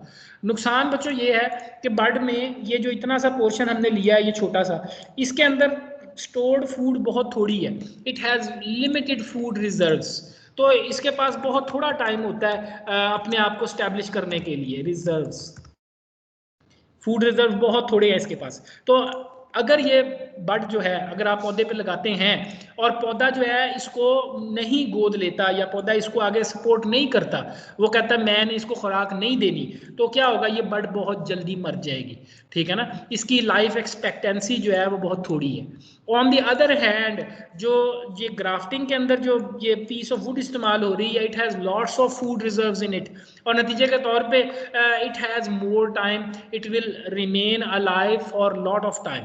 ठीक है ना। ये ज़्यादा देर के लिए जिंदा रह सकती है। अगर पौधा कह लें कि स्लोली इसके साथ यूनियन करता है, आहिस्ता आहिस्ता यूनियन बनाता है, तो ये ग्राफ्टिंग की सक्सेस रेट ज़्यादा है एज कम्पेयर टू बडिंग। यहाँ पे आप इसमें पढ़ेंगे इसमें कि बडिंग आमतौर पे अर्ली सीजन में की जाती है, जब मौसम बड़ा साजगार हो, टेम्परेचर मुनासिब हो, बहुत ज़्यादा ना हो, तो उस वक्त बडिंग की जाती है। जबकि grafting late in the season, जब मौसम गुजरने वाला हो, जब हम पहले लेट हो चुके हैं और हमें डर रहा है कि अब हमारी शाख जो है वो इतनी ज़्यादा उसको कोई हाथ नहीं बढ़ाएगा, उसको एज नहीं देगा, तो उस केस में ग्राफ्टिंग की जाती है। आई होप ये बडिंग और ग्राफ्टिंग आपको यहाँ पे क्लियर हो गई होगी। ये आपने यहाँ से बेटा पढ़ना है, इसमें ऑब्जेक्टिव बहुत ज़्यादा निकलती है। ऑब्जेक्टिव मैंने मोटी मोटी आपको बता दी है, वो आपने इसमें से पढ़ लेनी है। बाकी मैं कुछ चीज़ें पहले भी बता चुका हूँ कि फॉर एग्जांपल ये साइन क्या होता है, साइन स्टॉक, रूट स्टॉक, ये मैं चीज़ें कर चुका हूँ। यहाँ पर एक चीज़ जो है इसने बताई है कि बाद दफ़ा ऐसा होता है कि जिस शाख से या जिस पौधे से आपने, मैं ये रेज करने लगा हूँ बच्चों, एक मिनट, लेट मी सी। बाद दफ़ा बेटा ऐसा भी होता है कि आपने फ़र्ज़ करें यू हैव प्लांट ए, ठीक है, जो कि गमले में मौजूद था। इस गमले के पौधे से आपने एक बड निकाली, ये एक आपके पास छोटी सी बड है, this is your B, and now you are going to insert it over a plant which is grown in a nursery. आप इसके ऊपर इसको बड करना चाहते हैं, लगाना चाहते हैं इस जगह पर इसको, तो this is your root stock. मैं आसान अल्फाज के लिए लिख रहा था, मैंने लिखा इसलिए ऐसे था कि आपको बता सकूं ये साइन स्टॉक हुआ, ये साइन है, और ये आपका रूट स्टॉक है। तो बाद दफ़ा ऐसा होता है कि जो आपके पास साइन है, ये रूट स्टॉक इसको सपोर्ट ही नहीं करता, रूट स्टॉक इसके साथ लड़ाई है रूट स्टॉक की, वो इसके साथ कनेक्शन ही नहीं बनाता। इसको कहते हैं इनकम्पैटिबिलिटी। ठीक है ना। Incompatible combination results in poor bud take. अगर कहता वो दोनों की आपस में बनती नहीं है, साइन और रूट स्टॉक की, वो दोनों की जेनेटिक मेकअप में डिफरेंस है या कोई और इश्यूज हैं, तो फिर क्या होता है? अगर आप ऐसे आप कहते हैं सर मेरा दिल कर रहा है मैं किन्नू की जो बड है निकालूं और जाके मुसम्बी पे लगा दूं, जो आपके पास वैरायटी हो मुसम्बी की, माइट भी वो किन्नू के पौधे की उस बड को एक्सेप्ट ही ना करे। वैसे करनी चाहिए, लेकिन अगर नहीं करेगी तो निशानियां क्या होंगी कि आपकी बड जो है वो लगेगी नहीं। पहली बात तो वीक, अगर लगेगी भी लगेगी तो बहुत कमज़ोर होगी, वो उसके पत्ते नहीं निकलेंगे, बहुत थोड़े निकलेंगे, बड यूनियन प्रॉपर नहीं हो पाएगी, और ओवर ग्रोथ ऑफ स्टॉक, नीचे वाले शाखें बहुत ज़्यादा निकलनी शुरू हो जाएंगी, ऊपर वाली शाख नहीं निकलेगी, आप इनको कहेंगे यार ये उगी नहीं रही, ये साइडों वाली उगी जा रही हैं। ठीक है ना। तो ये सारी बातें हो सकती हैं। या फिर क्या होगी? लो डिजीज रेजिस्टेंस। आपकी जो ये शाख है इसके ऊपर बीमारी फिर आ गई, हालांकि ये पौधा जो नीचे लगाया था रूट स्टॉक वाला, इस पर बीमारी नहीं है, लेकिन आपकी शाख पे फिर बीमारी आ रही। नतीजे के तौर पे ये है कि इसने उसको इतना सपोर्ट ही नहीं किया, उसको वो उसके अंदर हार्मोन ही वो इंड्यूस नहीं किए जिसकी वजह से बीमारी रुक जाए। एक्सेसिव लीफ ड्रॉप, बहुत ज़्यादा पत्ते झड़ना, या अर्ली डिक्लाइन, बहुत जल्दी शाख का मर जाना, लो यील्ड, कोई ज़्यादा पैदावार ना देना, पुअर क्वालिटी ऑफ फ्रूट इतना अच्छा नहीं लगा हुआ, या शॉर्टर लाइफ स्पैन, बहुत जल्दी मर जाना। ये सारी बातें, ये कुछ करेक्टरिस्टिक फीचर दिए हैं उसने। ये आपसे पूछे जा सकते हैं कि अगर इनकम्पैटिबल हो तो कैसे पता चलेगा, ये सारी बातें उसके अंदर आती हैं। अच्छा, इसका इसका तरीका क्या होगा अगर ऐसा कोई केस आ जाता है, तो फिर क्या करेंगे? तो फिर इसमें एक टर्म आ जाती है, वो आगे जाके वैसे डिस्कस होगी, लेकिन मैं यहीं पे बता रहा हूँ, दैट इज कॉल्ड इंटरस्टॉक। इंटरस्टॉक ये होता है कि आप इन दोनों को कहें कि यार आपस में लड़ो नहीं, बल्कि इन दोनों के दरमियान में ये नीचे आरएस था, आपका रूट स्टॉक था, रूट स्टॉक के ऊपर आपने पहले एक बड लगाई जो कि एक ऐसे पौधे की थी जो इससे दोस्ती रखता था, जिसको ये सपोर्ट करता है। इससे जब पौधा निकलेगा, इस पौधे के ऊपर आप साइन स्टॉक लगा दें, ठीक है, और साइन स्टॉक को ये सपोर्ट करता है। ये ऐसा पौधा है सेंटर वाला जो दोनों से दोस्ती बना के रखता है और दोनों के साथ कंपैटिबल है, दैट इज कॉल्ड इंटरस्टॉक, ठीक है ना। तो बाज़ दफ़ा ऐसी चीज़ें भी इसमें इस्तेमाल होती हैं, ये आपको थोड़ी बहुत पता होनी चाहिए। अब हम वन बाय वन इनकी टाइप्स पढ़ेंगे ताकि हम इसको कम कंप्लीट कर सकें। तो ये बच्चों, अब यहाँ से मैं शुरू करने लगा हूँ बडिंग से। सबसे पहली बडिंग की टाइप है टी बडिंग, ठीक है जी। टी बडिंग बहुत अहम टाइप है, बहुत ज़्यादा पूछी जाती है। इसमें सबसे पहली बात कि वो बड लेने का तो मैंने आपको तरीका बता दिया ना, वो आसान ही है। सिंपली आपने जो है वो साइन उसके पौधे से, ये आपकी बड लगी हुई है, सिंपली ऊपर से एक लंबा कट देंगे ऐसे नीचे को, ठीक है। उसके बाद नीचे से यहाँ से इसको ऐसे कट करेंगे और ये पूरे का पूरा खांचा जो है इस तरह इसको निकाल लेंगे बाहर सेफली, खींचेंगे नहीं, खुद ही निकाल लेंगे, और ये इसकी शेप जो होगी वो कुछ इस तरह की दिखती होगी, इसके ऊपर ऐसे बड लगी होगी, ठीक हो गया। अब ये बड जब निकल आई, अब आगे असल बात जिसकी वजह से इसका नाम टी बडिंग है वो ये है कि जब रूट स्टॉक के ऊपर जाएंगे तो रूट स्टॉक के ऊपर एक टी की शक्ल में टक लगाएंगे। पहले एक ऐसे एक टक हॉरिजॉन्टली लगाएंगे, फिर एक टक ऐसे लंबाई के रुख ऐसे लगाएंगे।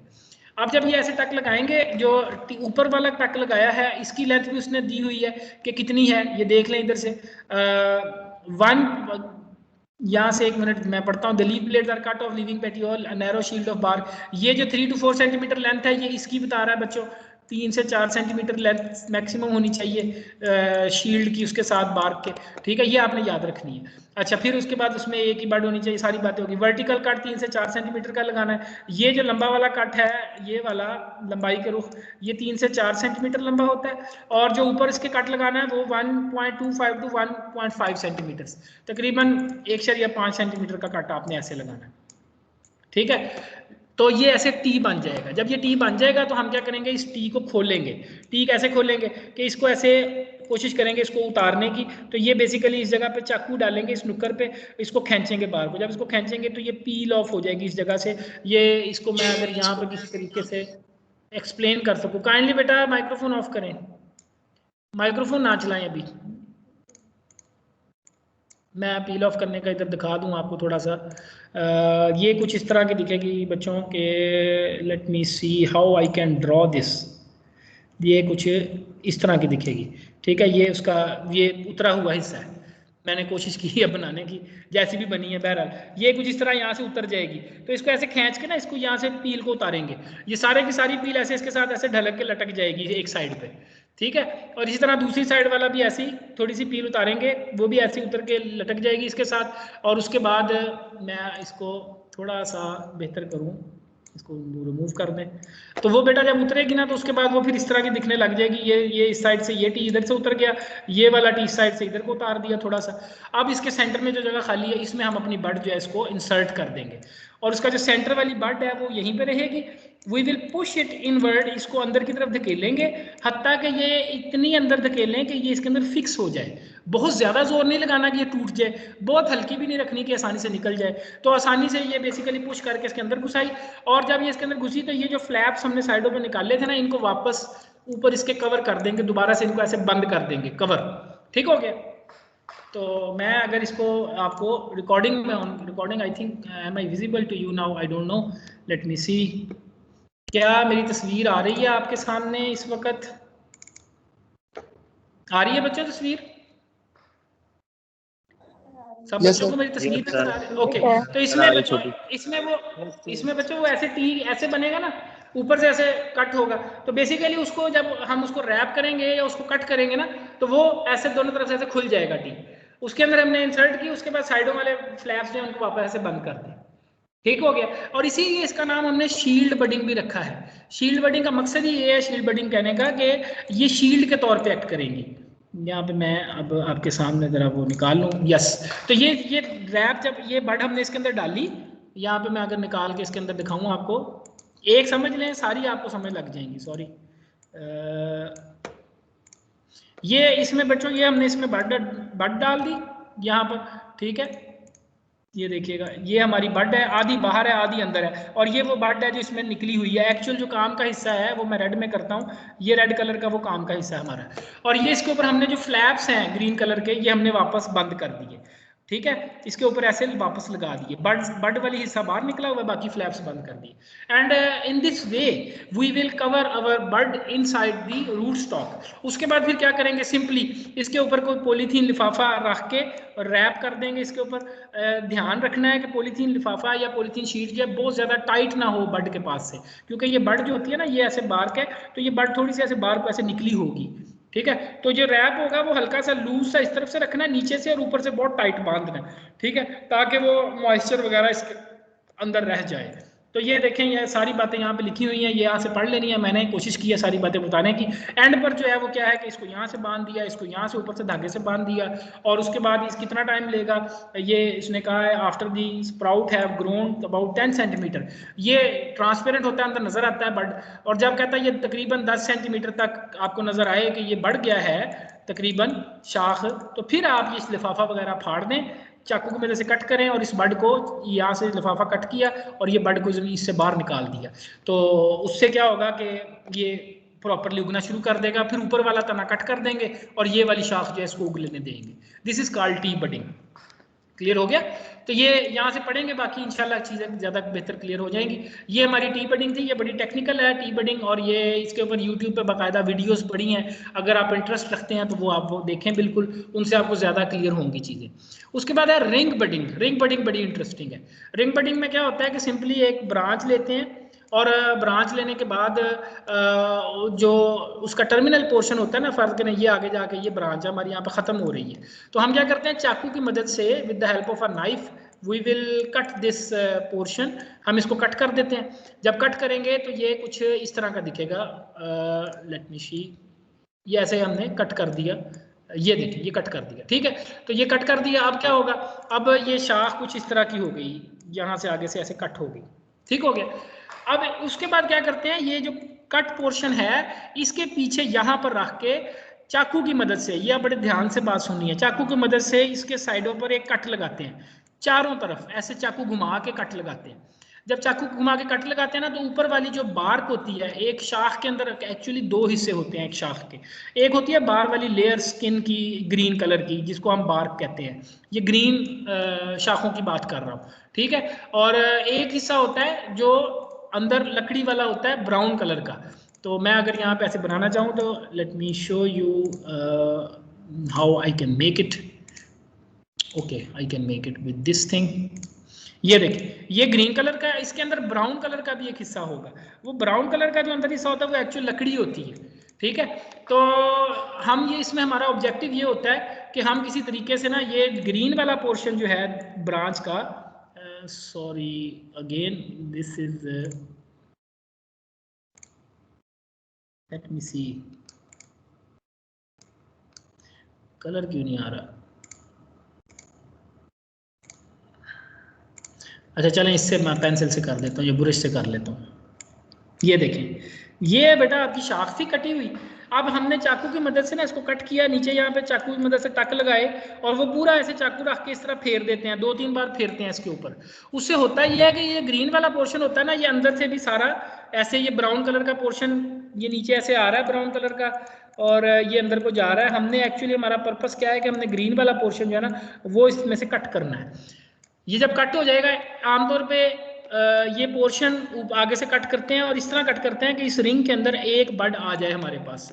तो यहाँ पर एक बड भी फर्ज करें लगी हुई है हमारे पास, ग्रोइंग बड है।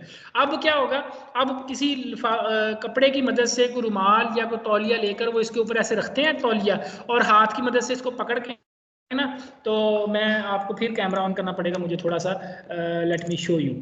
इसमें बेटा वो ऐसे है कि ये फिंगर की एग्जांपल ले लेते हैं। फिंगर ऐसे कट किया, उसको कट करने के बाद उसके ऊपर रुमाल रखा, रुमाल रख के we will grab it and we will twist it in opposite direction. इसको ऑपोजिट डायरेक्शन में ऐसे हल्का सा जेंटली इसको ऐसे प्रेस करके ऐसे क्लिक करेंगे। जब ऐसे क्लिक करेंगे ना, तो वो जो अंदर थोड़ा बहुत कनेक्शन जुड़ा होगा वो भी टूट जाएगा और हल्की सी आपको टिक की आवाज़ भी सुनाई देगी। यू विल फील इट कि ये टूट गया है। और जब वो टूटेगा तो पूरे का पूरा ग्रीन पोर्शन एक अंगूठी की तरह, एक रिंग की तरह उस ब्रांच के ऊपर से उतर जाएगा। तो this is called ring layering. मैं अभी अगली कहानी फिर बताता हूँ। ये जब पूरे का पूरा रिंग ऐसे उतार लें, ये रिंग बिल्कुल वैसे ही होगा, अंदर से खोखला होगा क्योंकि लकड़ी वाला पोर्शन उसके साथ लगा रह गया है, और नीचे से जो है ये रिंग ऐसे उतर गया। तो नीचे जो है वो लकड़ी वाला पोर्शन वो आपको नजर आ रहा होगा कि वो गुल्ली सी अंदर रह गई है उसकी, और वो ग्रीन वाला पोर्शन जो है वो उतर गया। ये है scion removal of ring, ring ऐसे उतारना है। सेम प्रैक्टिस रूट स्टॉक के ऊपर भी करते हैं। सेम लेंथ की, सेम विड्थ की ब्रांच ढूंढते हैं, उसको ऐसे कट करते हैं, उसका रिंग उतार के और ये वाली अंगूठी उसको पहना देते हैं। ठीक है, तो ये वाली जब अंगूठी उसको पहना देंगे तो ये मेथड में फ़ायदा ये होता है कि इसमें बांधने की ज़रूरत नहीं पड़ती, क्योंकि वो अंगूठी उसको चढ़ाते ही उस लेवल तक है। रूट स्टॉक में आमतौर पे जो रूट स्टॉक होता है ना, उसकी शाख को काफ़ी लंबा भी छील सकते हैं। तो वो छीलने के बाद वो हरे वाला पोर्शन उतर गया, सिर्फ गुल्ली रह गई है अंदर वाली, उसके ऊपर ये रिंग हम चढ़ा देते हैं और इस रिंग को उस वक्त तक पुश करते हैं जब तक ये पूरी तरह टाइट ना हो जाए उसके ऊपर। जैसे आपकी फिंगर्स के ऊपर रिंग देखते हैं ना, वो टिप के ऊपर लूज होती है, अंदर को जैसे जैसे फिंगर मोटी होती जाती है रिंग टाइट हो जाती है, वैसे ये भी टाइट कर देते हैं। टाइट करने के बाद जनाब एक्सेसिव पोर्शन कट कर दें और ये आपकी रिंग लेयरिंग कंप्लीट होगी। इसका सबसे बड़ा फायदा ये है कि इसमें आपको बांधने की जरूरत नहीं पड़ती किसी भी चीज़ को, ऐसे ही बस लगाई और ऐसे ही छोड़ दी, वो वैसे ही हर चीज़ चलती रहेगी। क्लियर हो गया? तो रिंग लेयरिंग भी बाकी पढ़ेंगे इंशाल्लाह, उसमें आपको क्लियर होगा। मैंने अपनी तरफ से पूरी कोशिश की है कि आपको डायग्राम्स के साथ चीज़ें क्लियर कर दूँ।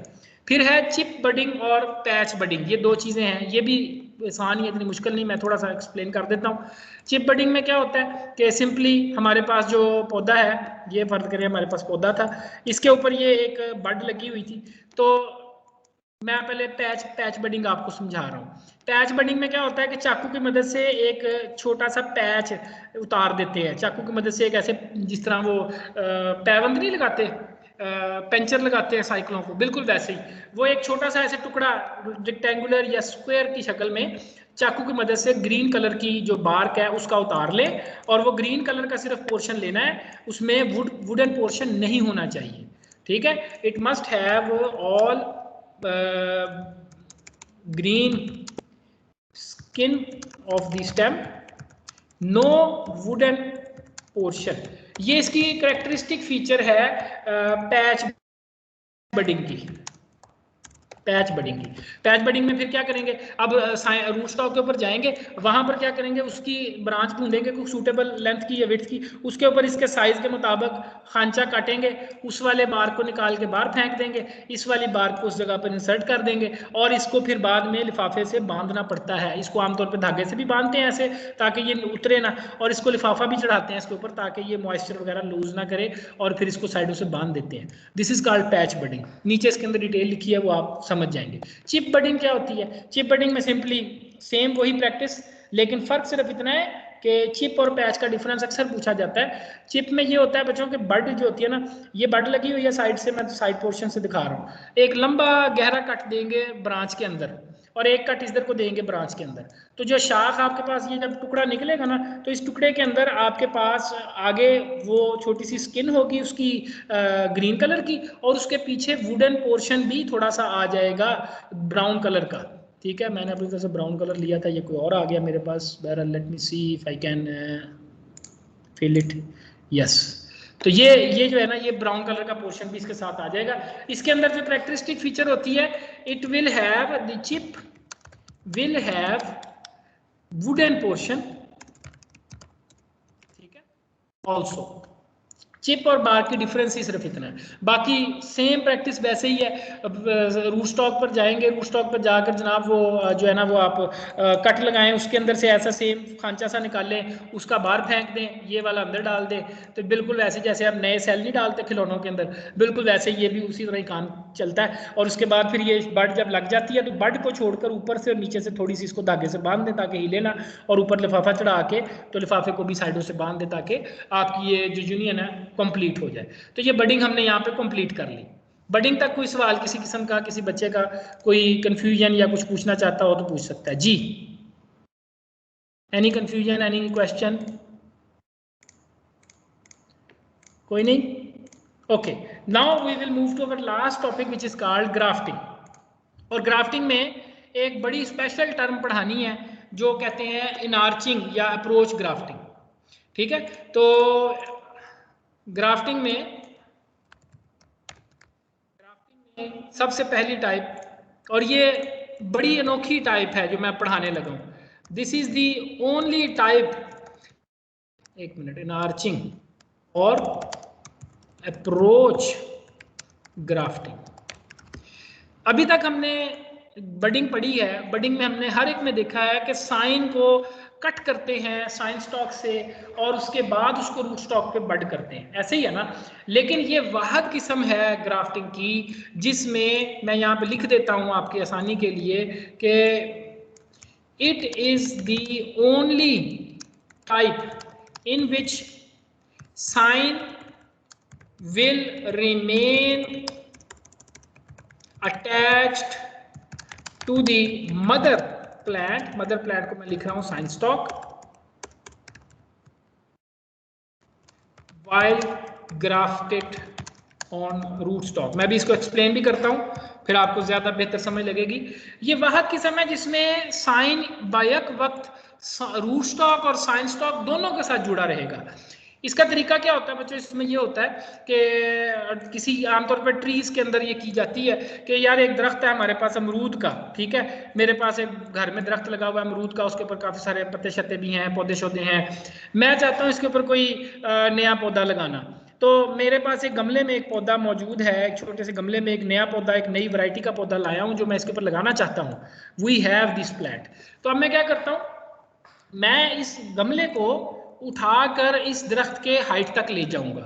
यही वजह इसका नाम रखा है अप्रोच ग्राफ्टिंग, कि ये गमला जो साइंस स्टॉक वाला गमला था ना, इसी को इतनी हाइट तक ले गया उठा के दरख्त के साथ काम हमारा इसके साथ यूनियन हो सके।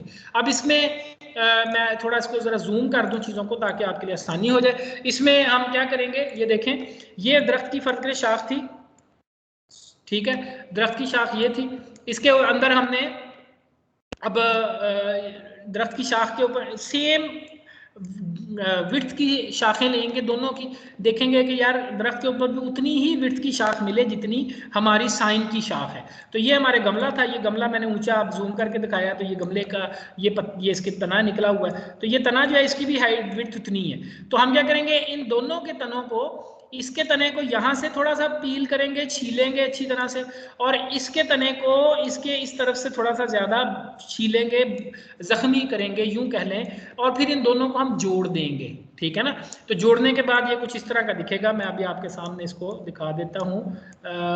ये कुछ इस तरह की शाखें हो जाएंगी, दोनों साथ साथ जुड़ गई हैं। जुड़ने के बाद ये जख्म जिनको दिए हैं उनको हमने साथ जोड़ दिया ताकि ये आपस में हील करें, और इसको अच्छी तरह से बांधना है, अच्छी तरह से इसको जो है ना धागे की मदद से लिफाफा चढ़ा के अच्छी तरह बांध देना है और इसको ऐसे लगा रहने देना है यहाँ पर, ठीक है। तो दिस इज कॉल्ड, ये देखें, ये नीचे इसकी डायग्राम्स बनी है, ये नजर आ रही हैं आपको, ये डायग्राम्स उसकी बनी है। तो ये इस तरह इसको छीलना है। उसके बाद फिर क्या होगा, ये कुछ अरसे के बाद फिर इसको पहचानने का तरीका कैसे है, इसमें देखें एक ही वक्त में पौधा जो है, ये साइन जो है, साइन बेसिकली ऊपर वाला, इसमें ग्राफ्टिंग में ऊपर वाला जितना भी पोर्शन था वो साइन के तौर पे एक्ट कर रहा था ना इस गमले का। ये ऊपर वाला पोर्शन साइन था, नीचे वाला साइन स्टॉक था, और ये रूट स्टॉक चल रहा था, ठीक है। तो इसमें एक ही वक्त में ये पौधे दोनों से अटैच था, साइन जो था।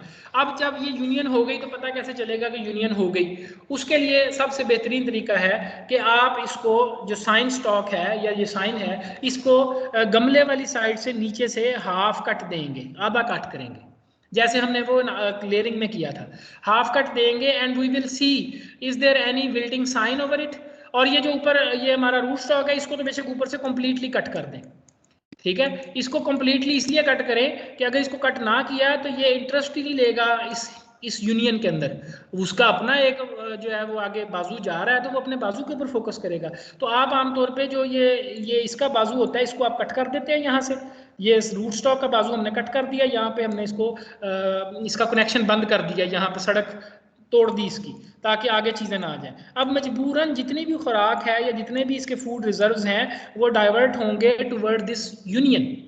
और जो साइन है इसको कुछ अरसे के बाद हम यहाँ पे हाफ कट देकर देखेंगे कि क्या बनता है, ठीक है। तो अगर तो ये विल्ट नहीं करता और ये ठीक रहता है पौधा ऊपर हमारा साइन, तो ये इस बात की पहचान होगी कि यस ये इस वाले पौधे ने हमारे रूट स्टॉक ने इस साइन को उठा लिया है। Then we will completely cut our scion और ये जो पौधा इसके साथ हम जोड़ देंगे। ये देखिए आप उसने डायग्राम बनाई है, ये इस वाले पौधे का इसने ऊपर वाला पोर्शन कट कर दिया और ये साथ वाले पौधे का इसने नीचे वाला पोर्शन कट कर दिया, ठीक है। इसने गमले में दिखाया है लेकिन ये आमतौर पर दरख्तों में ज़्यादा होता है। और अप्रोच ग्राफ्टिंग इसका नाम भी इसलिए है कि ये हाइट के ऊपर आप गमला बांध सकते हैं पौधे के साथ और वहाँ पर ये काम कर सकते हैं।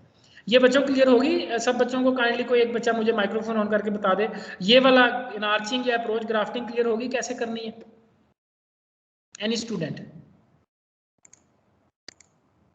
जी कोई स्टूडेंट बोलेगा? Yes sir. जो मैंने चलें शुक्र है अल्लाह का। इसको आप बाकी पढ़ेंगे तो ये आपको बहुत आसानी से समझ आ जाएगी। ये मैंने सारी बातें जो इसमें लिखी हैं, कितने सेंटीमीटर कट लगाना है वो आप पढ़ लीजिएगा और ये बातें वही हैं वैसी हैं जैसे मैंने आपको बताई है, ठीक है। तो उसके बाद है वेज और क्लेफ्ट ग्राफ्टिंग। ग्राफ्टिंग की टाइप्स बस पढ़नी है, उसके बाद हम लेक्चर खत्म कर रहे हैं। वेज और क्लेफ्ट ग्राफ्टिंग, वेज कहते हैं फाने को वो जो लकड़ी चीरने के लिए इस्तेमाल करते हैं ना उसको फाने को वेज कहते हैं। इसमें शायद उसकी मेरे पास शेप्स में अवेलेबल हो शक्ल, ये इस तरह की कुछ इस तरह की दिखती है। आई डोंट नो इसका क्या इशू है, बहरहाल ये तो सर मुझे दे ही नहीं रहा shapes. Solid line this one, इसको कहते हैं वेज, ठीक है। तो वेज इस तरह की होती है फाना नुमा। तो वेज और क्लेफ्ट ग्राफ्टिंग इससे निकला है। इसमें होता क्या है कि इसमें दरख्त की कोई शाख लेते हैं एक, और ये एक दरख्त की शाख थी, उसको हमने, ये काफ़ी बड़ी सारी दरख्त की शाख थी, ये आगे भी जा रही थी, काफ़ी बड़ी थी, हमने इसको कट कर दिया। हमने यहाँ से इसको कैंची की मदद से या चाकू की मदद से या कुल्हाड़ी की मदद से कट कर दिया, ठीक है। कट करने के बाद क्या किया, ये ऊपर वाला पोर्शन डिस्कार्ड कर दिया, सिर्फ नीचे वाले से हमें काम है, उसी के ऊपर हम बात करेंगे। Let me make it clear, no outline, ये हमने कट कर दिया, ठीक हो गया। अब क्या होगा, ये ऐसे शाख बनी हुई, अब हम किसी चाकू की मदद से, किसी तेज धार नाइफ की मदद से चाकू इसके ऊपर ऐसे रखेंगे और हथौड़ी की मदद से इसको अच्छी तरह इसमें ठोकेंगे। इस तरह रख के जब ठोकेंगे तो ये इसको ऐसे चीर देगा, चीर के ये नीचे तक, यहाँ तक ऐसे पहुंच जाएगा इसके अंदर। ये चाकू यहाँ तक पहुंच गया। जब यहाँ तक ये चाकू पहुंच जाएगा तो अभी चाकू निकालना नहीं है, ठीक है।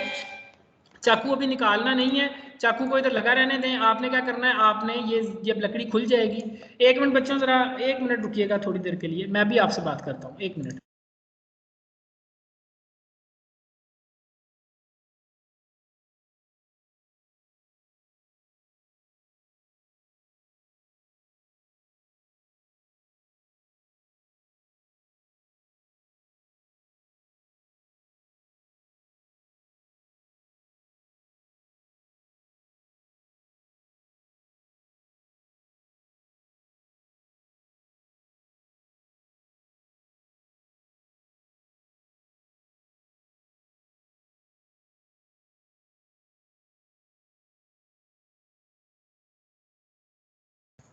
अच्छा बच्चों, तो इसमें ये बच्चों, ये इस तरह जब आप इसको कट करेंगे ना तो ये ऊपर से ना यहाँ से खुल जाएगी लकड़ी, ठीक है ना। ये ऐसे खुल के यहाँ तक ऐसे खुल जाएगी, इसके ऊपर आपको बाकायदा ऐसे ये कट नजर आएंगे।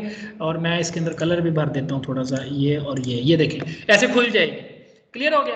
अब उसके बाद क्या होगा, हम इसमें कोई सी बारीक शाखें साइन की लेकर, साइन कैसे तैयार करना है पहले वो बता दूं। यहाँ पर साइन की कोई बारीक बारीक शाखें लेंगे किसी दरख्त से, उनको नीचे से कट करेंगे, उसको ऐसे लंबे लंबे, उनको ऐसे लंबी लंबी, जैसे वो कलमे नहीं बनाते वैसे उनको दोनों तरफ से तराश लेंगे, दोनों साइडों से उनकी बार को उतार देंगे और वो लंबी लंबी शाखें जो हैं इसमें इंसर्ट कर देंगे। मैं येलो कलर से यहाँ पे शो करता हूँ कि